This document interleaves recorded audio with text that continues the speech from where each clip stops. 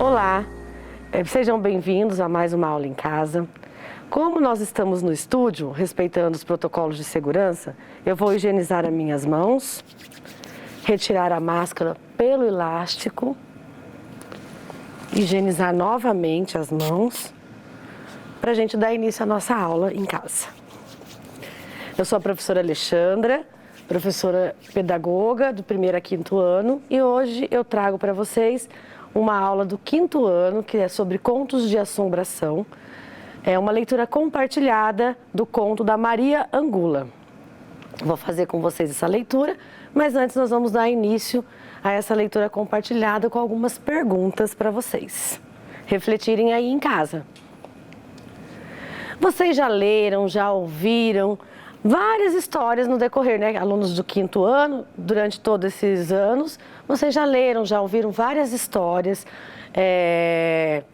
fábulas, poemas, cordel, ou seja na escola, ou seja em casa, vocês já conhecem algum tipo de história. Bom, vocês já devem ter lido ou escutado do papai, da mamãe, ou até mesmo na escola, né, com os professores de 1º até o 4º ano, no prézinho, na educação infantil, vários tipos de textos. Vocês já lembram de ter ouvido, escutado algum conto, algum tipo de conto? Pensem aí se vocês se lembram de algum conto, qualquer conto. Anota aí no caderninho de vocês. Conhece algum conto de assombração? Vocês conhecem qualquer um que vocês se lembrem que seja um conto de assombração. Se vocês conhecem, anota o título desse conto no caderninho de vocês, tá certo? E o da Maria Angula, o conto da Maria Angula? Alguém já escutou esse conto de assombração? Já ouviu falar? Já conhece o conto? Alguém já conhece? Vamos lá, pensando aqui no gênero que a professora no início da aula já comentou com vocês, que é um conto de assombração. E pensando no título, que é Maria Angula.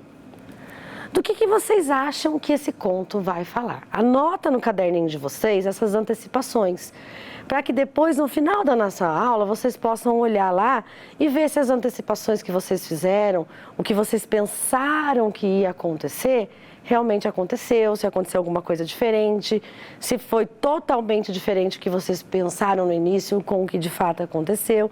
Esse movimento é bem legal, é divertido e vai aguçando a imaginação de vocês, tá bom?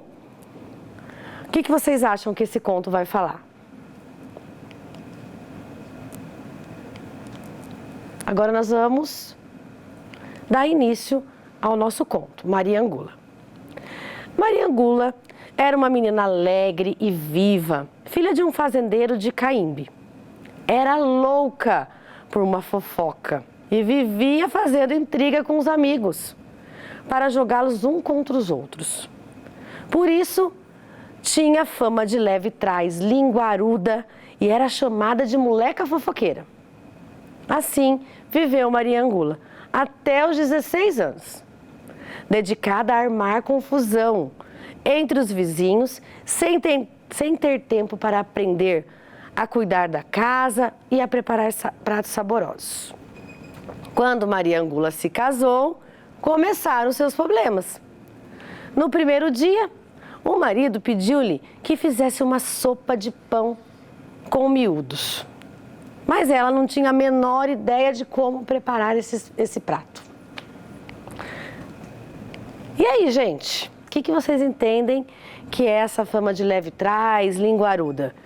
E era chamada de moleca fofoqueira. O que vocês entendem quando o trecho do conto traz essas informações?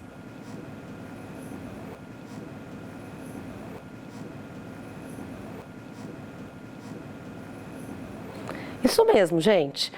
Quando a gente fala que ela é leve trás, linguaruda, fofoqueira, os três termos usados, eles querem dizer a mesma coisa, né? Que ela escutava uma coisa aqui de uma colega e levava para outra colega.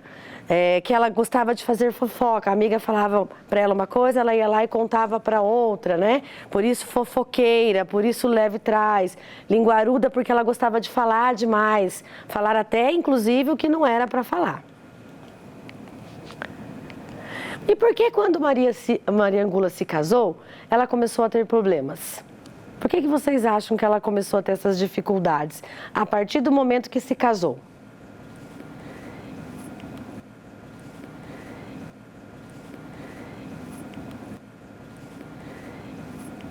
Muito bem. Ela começou a ter problemas em casa, por quê? Porque ela gastou todo o tempo dela no início fazendo fofoca, leva e traz, intrigas e, em momento algum, ela se preocupou em aprender a cozinhar, a cuidar da casa. E ao se casar, a primeira coisa que ela tinha era essas responsabilidades. Então, ela passou a ter essas dificuldades a partir do momento do casamento. Vamos dar continuidade? Queimando as mãos com uma mecha embebida em gordura, acendeu o carvão e levou ao fogo um caldeirão com água, sal e coloral. Mas não conseguiu sair disso. Ela não fazia ideia de como que continuava. Maria lembrou-se então de que na casa vizinha morava Dona Mercedes, cozinheira de mão cheia, e sem pensar duas vezes, correu até lá. Minha cara vizinha, por acaso a senhora sabe fazer sopa de pão com miúdos? Claro, Dona Maria. É assim, primeiro coloca-se o pão de molho em uma xícara de leite. Depois despeja-se este pão no cavalo. E antes que ferva, acrescenta-se os miúdos.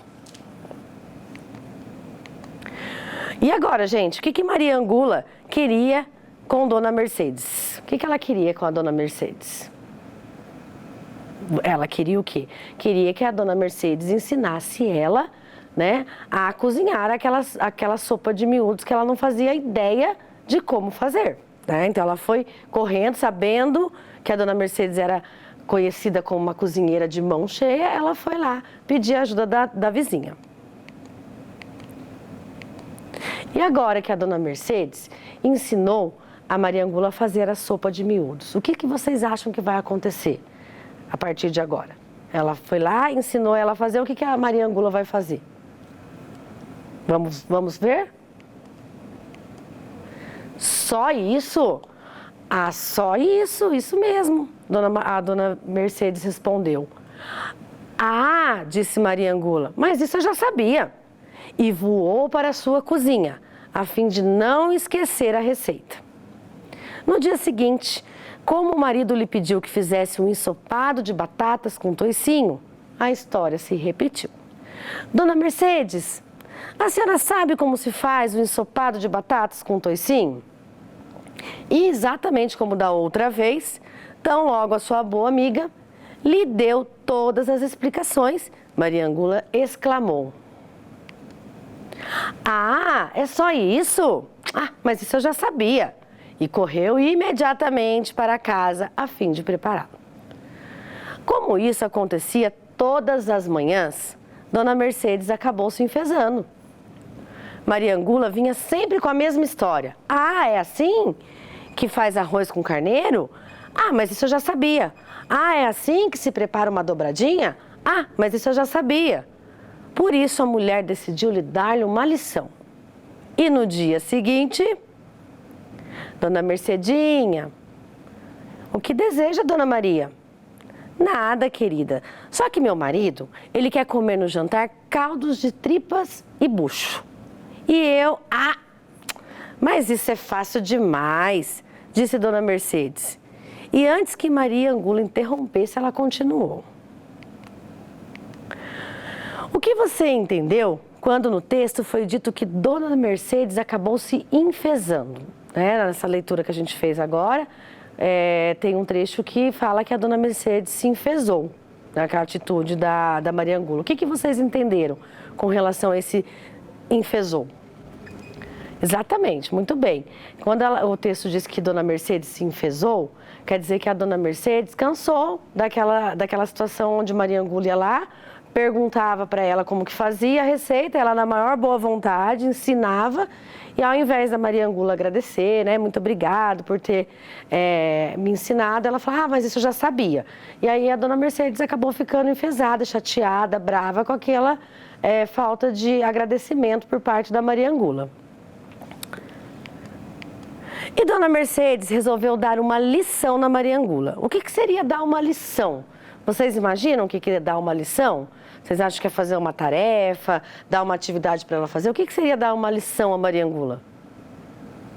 Muito bem, quem pensou que dar uma lição seria dar um ensinamento para a Maria Angula com relação a essa questão dela ficar achando que pode perguntar a receita e não agradecer pelo ensinamento e falar que já sabia.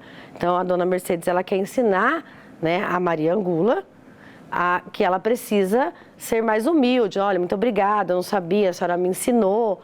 Né? Então, ser mais humilde com relação a essas dificuldades dela e não responder, mas isso eu já sabia.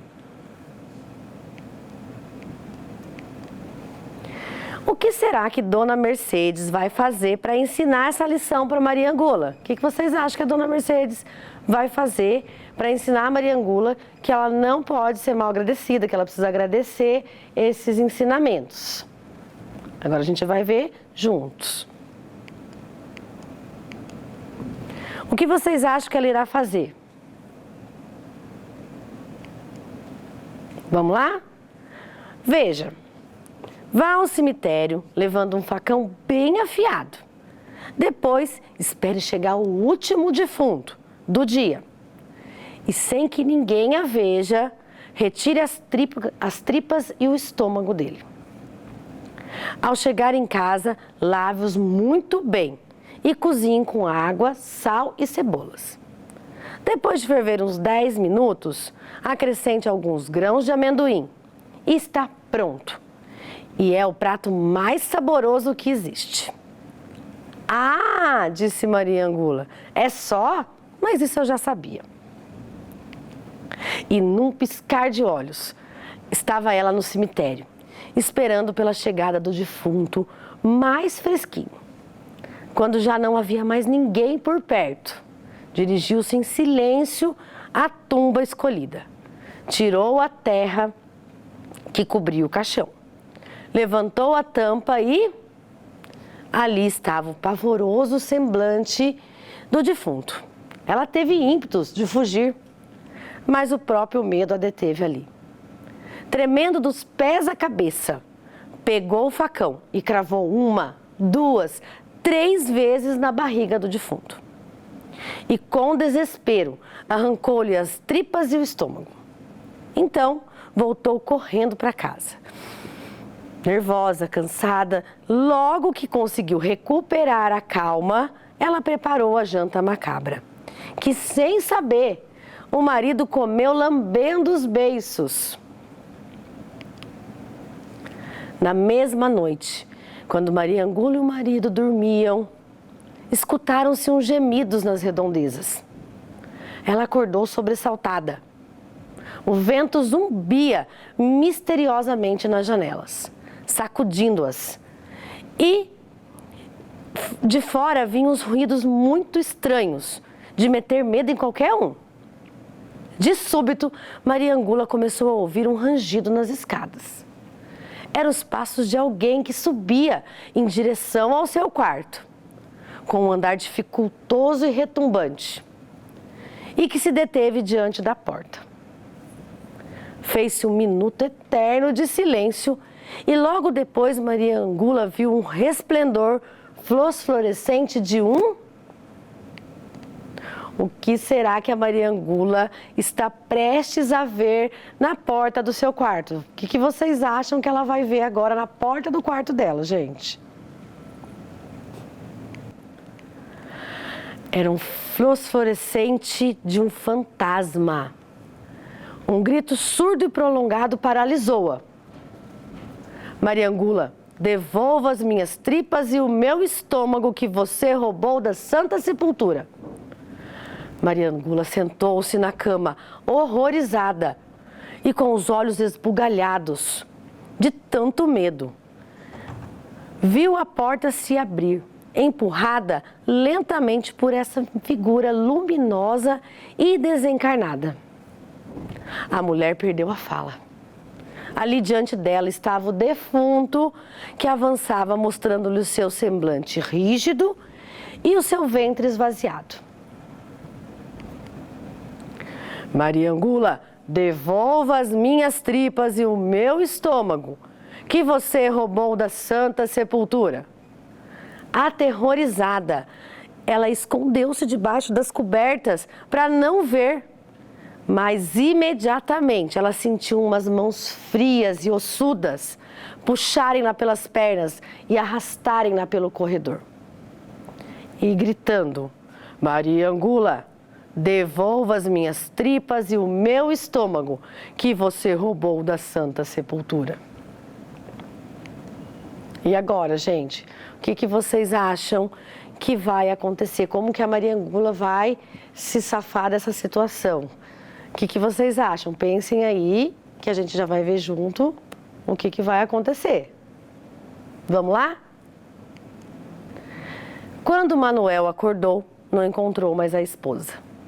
E muito embora tenha procurado por ela em toda parte, jamais soube de seu paradeiro. Pois é, gente. Gostaram da história da Mariangula? Ficaram com medo, arrepios? Foi divertido? Essa foi mais uma aula em casa. Eu espero que vocês tenham gostado do conto de assombração. E até a próxima aula. Beijo!